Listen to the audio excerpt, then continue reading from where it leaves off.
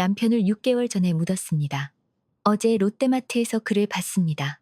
울면서 그에게 달려갔습니다.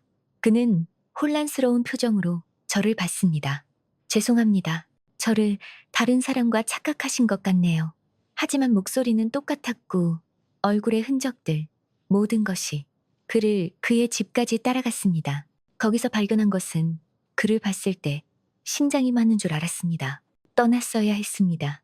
도움을 구했어야 했습니다. 하지만 내 안에 뭔가 잘못됐을 때 항상 경고했던 그 목소리, 내 인생에서 너무 많이 무시했던 바로 그 목소리가 이것이 우연이 아니라고 소리쳤습니다. 그를 따라갔습니다. 도둑처럼 선반 사이에 숨어 거리를 유지했습니다. 그가 현금으로 계산하는 것을 봤습니다. 영수증을 거절하는 것을, 가게를 나가 뒷문이 찌그러진 낡은 흰색 현대 소나타에 타는 것을 봤습니다. 번호판을 외웠습니다. 부산 12가 3008-147. 재성아, 슈퍼마켓에서 아버지가 살아있는 걸 봤어. 그리고 그의 집까지 따라갔어.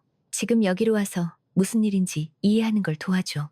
내가 미쳐가는 건지 이미 미친 건지 모르겠어. 전화를 끊었습니다. 샤워하고 옷을 갈아입으러 갔습니다. 거울을 봤을 때 깜짝 놀랐습니다. 깊은 다크서클, 헝클어진 머리, 갈라진 입술, 하룻밤 사이에 쉽사른 늙은 것 같았습니다. 재성이가 40분 후에 도착했습니다. 그는 다른 가족이 있었어요. 엄마 25년 동안, 저 여자 혜진, 지금 자식에 있는 그녀의 아이들. 그는 25년 동안 두 분 사이에서 이중 생활을 했어요. 25년의 거짓말, 모든 출장, 집에 오지 않았던 모든 밤. 중요한 거래 때문에 재성이의 생일조차 놓쳤던 것들을 생각했습니다. 그리고 당신은 알고 있었어? 물었습니다. 그가 내 시선을 피하는 방식으로 이미 답을 알았지만 3년 전쯤 알게 됐어요. 손으로 머리를 쓸며 긴장했습니다. 우연이었어요. 아빠가 가게 서류 정리하는 걸 돕고 있었는데 영수증을 발견했어요. 중복 구매, 두 집의 공과금, 그를 따졌어요. 하지만 먼저 증거가 필요했습니다. 부인되거나 무시되거나 설명될 수 없는 증거. 내 눈물의 토대 위에 세운 완벽한 작은 삶을 파괴할 증거. 상업빌딩 10층의 현대적인 공간. 40대쯤의 여성을 만났습니다. 단발머리에 능력을 발산하는 회색 정장을 입었습니다. 눈은 날카롭고 똑똑했고 단 하나의 세부 사항도 놓치지 않는 종류였습니다. 강 씨, 손을 내밀었고 악수가 단단했습니다. 앉으세요. 민지의 사무실을 2시간 후에 나왔습니다. 세부 계획을 가지고 내 아들의 삶을 완전히 파괴할 계획. 그리고 진실을 발견한 이후 처음으로 죄책감을 느끼지 않았습니다. 힘을 느꼈습니다. 재성이를 감옥에서 방문할지 결정하는 데 4일이 걸렸습니다. 민지가 전화할 때마다 결정했냐고 물으며 휴대폰을 보는 4일. 기억을 되짚는 4일. 집을 뛰어다니던 어린 소년. 좋은 성적을 받았을 때 나를 안아주던 10대. 아내가 첫 유산을 했을 때 내 어깨에서 온 남자. 그리고 내 서명을 15번 위조한 바로 그 남자. 목요일 아침 마침내 민지에게 전화했습니다. 오늘 오후에 갈게요. 동행할까요? 아니요. 혼자 해야 해요.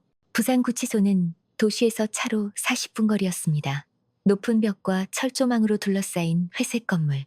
방문자 주차장에 주차하고 보안 검색을 통과하고 핸드백을 플라스틱 번호표와 교환했습니다. 테이블과 2개의 금속 의자가 있는 작은 방으로 안내됐습니다. 벗겨진 벽, 싼 소독제 냄새, 작은 창문에 창살이 있어 한 줄기 빛이 들어왔습니다. 기다렸습니다. 10분 후 문이 열렸습니다. 그리고 거기 그가 있었습니다. 재성이는 살이 빠졌습니다. 주황색 죄수복이 헐렁했습니다. 얼룩덜룩한 수염을 기르고 있었습니다. 눈에 깊은 다크서클이 있었습니다.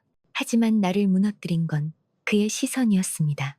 비어있고 패배하고 항상 가졌던 자신감의 불꽃 없이 맞은편 의자에 앉아 테이블 위에 손을 떨며 올렸습니다. 엄마, 목소리가 부서졌습니다. 오셨네요. 왔어. 불편한 침묵. 어디서부터 시작해야 할지 몰라 손을 만지작거렸습니다. 뭐라고 해야 할지 모르겠어요.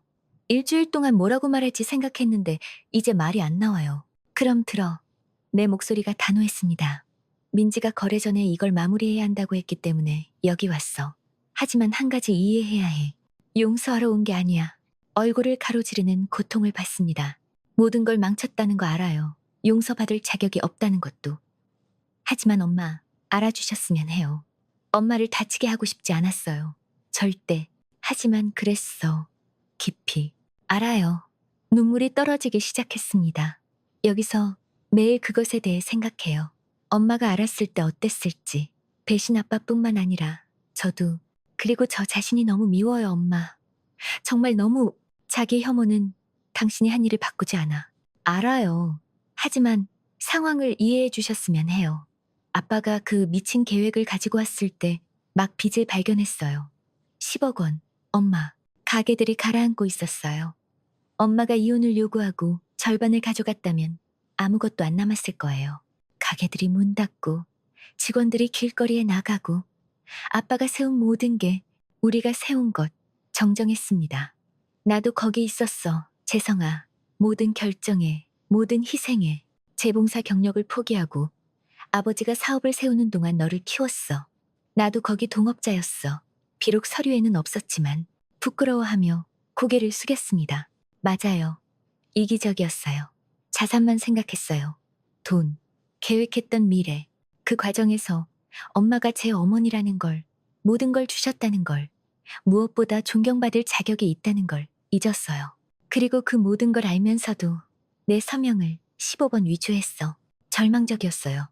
빚이 쌓이고 채권자들이 소송하겠다고 위협했어요. 가게를 빨리 팔아야 했어요. 그럼 진실을 말했어야지. 손으로 테이블을 쳤고 그가 깜짝 놀랐습니다. 나한테 와서 말했어야지. 엄마 아빠 안 돌아가셨어요. 도망갔고 빚 더미를 남겼어요. 이걸 해결하는데 도움이 필요해요. 도와줬을 거야, 재성아. 필요한 것 뭐든 서명했을 거야. 사업을 살리기 위해 너와 함께 일했을 거야. 하지만 진실이 너무 끔찍했어요. 아빠가 자기 죽음을 속였어요. 시체를 샀어요. 저도 연루됐고요. 어떻게 말할 수 있었겠어요. 용기로, 정직으로, 우리 가족에게 풍부하지 않은 두 가지.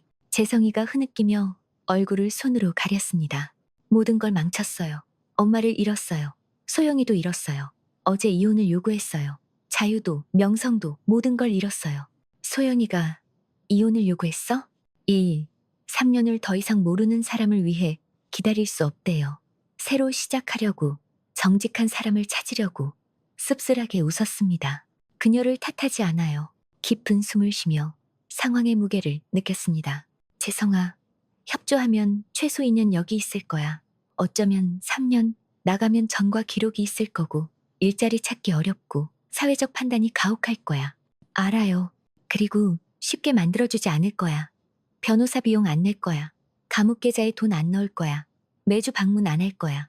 어른의 결정을 했으니 어른의 결과를 감수해. 이해해요. 하지만 말을 신중히 골라 망설였습니다. 나갔을 때 정말로 뭔가를 배웠다면, 진정으로 변했다면, 그럼 어쩌면 뭔가를 재건할 수 있을 거야. 전에 가졌던 관계는 아니야. 그건 죽었어. 하지만 정직에 기반한 새로운 뭔가, 희망에 찬 눈으로 얼굴을 들었습니다. 기회가 있다는 말씀이세요? 완전히 버리진 않을 거란 말이야. 하지만 모든 게 괜찮은 척도 안 할 거야. 몇 년 걸릴 거야, 재성아. 다시 내 신뢰를 얻으려면. 그리고 완전히 회복하지 못할 수도 있어. 하지만 적어도 네 결정에서 나를 지우려 한 것처럼 내 삶에서 너를 지우진 않을 거야. 엄마 테이블 위로 손을 뻗었습니다. 내 아들의 손을 봤습니다.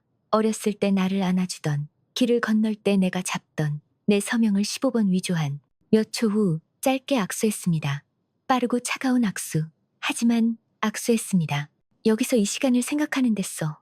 재성아, 어떤 종류의 사람이 되고 싶은지 진정으로 반성해. 왜냐하면 네가 그랬던 남자는 더 이상 알아보지 못하니까. 그럴게요. 약속해요. 약속하지 마. 그냥 해. 떠나려고 일어섰습니다. 엄마, 문에 도착했을 때 불렀습니다. 돌아섰습니다. 와주셔서 감사해요. 완전히 포기하지 않으셔서. 나는 네 엄마야. 재성아, 항상 사랑할 거야. 하지만 사랑이 맹목적으로 모든 걸 받아들이는 건 아니야. 때로는 사랑이 사람이 자신의 행동의 결과에 직면하게 해서 배울 수 있도록 하는 거야. 방을 나와 플라스틱 번호표를 반납하고 핸드백을 가져갔습니다. 차에 도착했을 때 마침내 눈물이 떨어졌습니다. 잃어버린 아들을 위해, 될 수 있었던 남자를 위해, 다시는 같을 수 없을 관계를 위해 울었습니다. 하지만 안도감으로도 울었습니다. 왜냐하면 아프더라도 옳은 일을 했으니까. 3개월 후 도쿄행 비행기의 1등석 칸에 앉아 흰 와인잔을 손에 들고 부산이 아래로 사라지는 것을 창밖으로 봤습니다. 옆에서 어린 시절 친구인 수진이와 미라가 태블릿에 무언가에 웃고 있었습니다. 아시아를 도는 25일간의 크루즈를 가고 있었습니다. 일본, 홍콩, 태국, 싱가포르. 민호가 항상 데려가겠다고 약속했지만 절대 하지 않은 모든 곳. 이제 혼자 가고 있었습니다. 아니, 친구들과. 하지만 남자에게 의존하지 않고 가게들이 48억 원에 팔렸습니다. 절반을 안전한 펀드에 투자해서 한 달에 800만 원의 수동소득을 얻었습니다. 나머지 절반은 프로젝트에 바쳤습니다. 첫 번째 프로젝트, 재정적, 재산적 학대 피해, 여성을 돕는 NGO에 3억 원을 기부했습니다. 나처럼 도난당하고 속고 가족에게 조종당한 여성들. 두 번째 프로젝트, 광안리에 작은 작업실을 사서 다시 재봉을 시작했습니다. 돈이 필요해서가 아니라 아내와 어머니가 되기 전에 버린 열정이었으니까. 이제 69세에 이 모든 일 전의 나를 되찾고 있었습니다. 민호는 8년 징역형을 선고받았습니다. 재성이의 거래로 하루도 줄일 수 없었습니다. 중간 보안시설에서 복역 중이었습니다. 혜진은 더 이상 방문하지 않았습니다. 손주들은 그가 어디 있는지 제대로 몰랐습니다. 가족은 아주 멀리 이사 갔다는 이야기를 지어냈습니다. 재성이는 한 달간 좋은 행실로 재통합센터에 있었습니다. 감옥 안 목공 작업장에서 일하며 최저임금을 받고 있었습니다. 소영이는 이혼했고 이미 다른 사람을 만나고 있었습니다. 한 달에 한 번 방문했습니다. 대화는 짧고 여전히 긴장됐지만 그는 달라 보였습니다. 더 겸손하고 더 자기 인식적이었습니다. 어쩌면 감옥이 정말로 그 안에 무언가를 바꾸고 있었습니다. 아니면 단지 내 상상일 수도. 시간이 말해줄 것입니다. 채원아, 괜찮아? 수진이가 팔꿈치로 쿡 찔렀습니다. 갑자기 조용해졌어. 좋아. 미소 지었습니다. 그리고 사실이었습니다. 그저 몇 개월 만에 인생이 얼마나 변할 수 있는지 생각 중이었어. 더 나은 쪽으로 변했지. 미라가 잔을 들며 말했습니다. 지옥에 갔다가 돌아와서 더 강해진 우리 친구에게 건배. 더 강해졌는지 모르겠어. 곰곰이 생각했습니다. 하지만 더 의식하게, 더 경계하게, 더 나답게 돌아왔어. 그게 더 강해지는 거야. 수진이가 미소 지으며 말했습니다. 왜냐하면 힘은 넘어지지 않는 게 아니야. 넘어진 후 일어나는 거지. 잔을 부딪혔습니다. 비행기가 이륙했고 구름 위로 올라가며 잃은 모든 것과 얻은 모든 것에 대해 생각했습니다. 순진함을 잃었고 맹목적으로 신뢰하는 능력을, 가족이 정의상 신성하다는 환상을, 하지만 자기 지식을 얻었고 독립을, 최악을 견디고도 살기를 선택할 수 있다는 확신을, 그저 존재하는 게 아니라. 크루즈 6개월 후 토요일 아침에 전화를 받았습니다. 채원 씨, 박 변호사예요. 좋은 아침이에요. 무슨 일이에요? 민호 씨가 어제 감옥에서 심장마비를 일으켰어요. 의무실에 있었어요. 살아남지 못했어요. 휴대폰이 손에서 미끄러질 뻔했습니다. 죽었어요? 네. 이번엔 진짜로. 시신은 가족에게 인도될 거예요. 기술적으로 아직 결혼한 상태였으니 당신이 가장 가까운 친척이에요. 민호가 죽었습니다. 이번엔 진짜로. 아무것도 느껴지지 않았습니다. 슬픔도, 안도도, 분노도, 먼 공허함만. 뭘 해야 하죠? 장례에 대해 결정해야 해요. 매장할 건지 화장할 건지. 어디에 낯선 사람이 묻혀있는 1억 2천만 원짜리 이탈리아 대리석 납골당을 생각했습니다. 화장해서 해운대 해변에 뿌리세요. 의식 없이. 확실해요? 절대적으로. 이미 장례식 한 번 했어요. 아주 비싼. 또 할 순 없어요. 그리고 재성 씨에게 통보됐어요. 장례식에 참석하길 요청하네요. 장례식은 없어요. 나중에 원하면 6월에 작별 인사할 수 있어요. 하지만 쇼는 안 해요. 다시는. 전화를 끊고 작업실 발코니에 침묵 속에 앉았습니다. 민호가 죽었습니다. 43년 동안 사랑한 남자. 25년 동안 배신한 남자. 나를 버리기 위해 자신의 죽음을 속인 남자. 이제 정말로 죽었습니다. 그리고 평화를 느꼈습니다. 왜냐하면 더 이상 그에게 빚진 게 없었으니까. 사랑도, 증오도, 용서도. 이제 그는 내 과거의 일부일 뿐이었습니다. 고통스러운 부분이었지만 귀중한 교훈을 준 모든 것이 시작된 지 1년 후 작업실에서 고객 딸의 웨딩드레스를 재봉하고 있을 때 재성이가 문에 나타났습니다. 3주 전에 가석방됐습니다. 더 말랐고 짧은 머리, 잘 다듬은 수염, 간단한 옷, 청바지와 흰 셔츠를 입었습니다. 엄마, 들어가도 돼요? 가능해? 천천히 들어와 둘러봤습니다. 작업실은 작지만 아늑했습니다.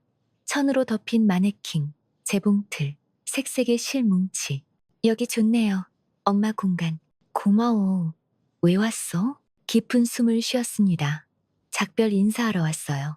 작별 인사? 제주로 이사해요. 맞춤 가구 작업장에서 일자리를 얻었어요. 새 출발이에요. 모든 것에서, 모두에게서 멀리, 아무도 제 이야기를 모르는 곳. 이해해? 그리고 가기 전에 감사드리고 싶었어요. 포기하지 않으셔서, 감옥에서 방문하셔서, 제가 받을 자격도 없는데 아빠 유골 뿌릴 때 함께 해주셔서, 더 나은 사람이 될 마지막 기회를 주셔서 재봉을 내려놓고 일어섰습니다. 재성아, 난 아무 기회도 주지 않았어. 네가 열심히 일해서 다른 결정으로, 겸손으로 이걸 만들고 있어. 그건 모두 네 공로야. 그래도 완전히 버릴 수도 있었어요. 그러지 않으셨잖아요. 왜냐하면 나는 네 엄마니까.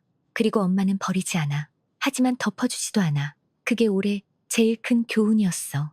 진정한 사랑은 사람이 결과에 직면하고 그로부터 성장하도록 하는 거야. 눈물 어린 눈으로 고개를 끄덕였습니다. 제주에서 잘 해낼 거예요. 처음부터 제 삶을 재건할 거예요. 그리고 언젠가 다시 엄마가 저를 자랑스러워하게 할 거예요. 네가 되려는 남자를 이미 자랑스러워해. 망설이며 다가왔습니다. 팔을 벌렸고 1년 만에 처음으로 아들을 진짜로 안았습니다. 형식적인 포옹이 아니라 엄마의 포옹. 그가 떠날 때 가방 하나와 불확실한 미래만 들고 작업실 문에 서서 가는 것을 지켜봤고 희귀한 무언가를 이뤘다는 것을 깨달았습니다. 고통을 성장으로, 배신을 지혜로, 상실을 새로운 시작으로 바꿨습니다. 오늘 저 롯데마트에서 민호를 살아있는 걸 본 지 2년 후 매일 내 집에서 일어나고 작업실에 가고 디자인을 만들고 친구들과 커피를 마십니다. 한 달의 일 800만 원의 수동 소득이 있습니다. 작업실은 또 800만 원을 줍니다. 아무도 필요 없습니다. 재성이는 매주 제주에서 전화합니다. 거기서 여자를 만나고 있다고 정직하고 근면한 언젠가 만나게 하고 싶대요. 어쩌면 갈 거예요. 아니면 여기로 오라고 할 수도. 진실을 안 이후로 민호의 빈 무덤을 방문한 적 없습니다. 간단한 명판을 달게 했습니다. 여기 낯선 사람이 누워 있습니다. 평화를 찾길. 왜냐하면 저 무덤은 내 남편의 것이 아니었습니다. 내 순진함의 것이었습니다. 그리고 그것은 평화롭게 쉴 자격이 있었습니다. 가끔 재봉하면서 일어난 모든 일을 생각하고 자문합니다. 가족을 파괴하고 아들을 감옥에 넣고 모든 고통을 공개적으로 드러낸 게 가치 있었을까? 그리고 답은 항상 같습니다. 네. 왜냐하면 존엄은 협상 불가능하다는 것. 존중은 구걸하는 게 아니라는 것. 자기 애가 거짓말 위에 세워진 어떤 가족 유대보다 더 가치 있다는 것을 배웠으니까. 정의를 요구하기엔 결코 늦지 않았다는 것. 70세가 침묵 속의 모든 것을 받아들여야 한다는 의미가 아니라는 것. 나이는 지혜뿐만 아니라 용기도 가져온다는 것을 배웠습니다.